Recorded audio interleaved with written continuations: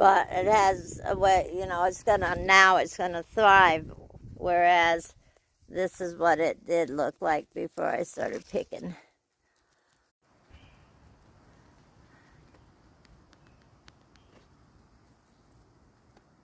He's helping me clean the yuccas.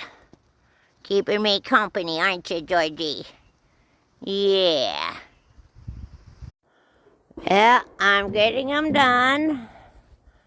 Slow but sure.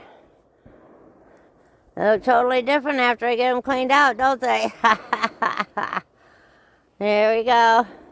This is the one I was working on last night. Still got some work to do on it. It's a little cooler out today, though. And as you can hear, the neighbor must have got a new gun. Well, slowly but surely, I'm getting to the end.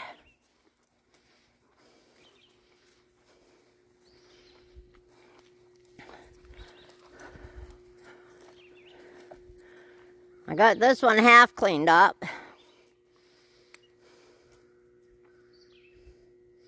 And just that one there. And as you can see,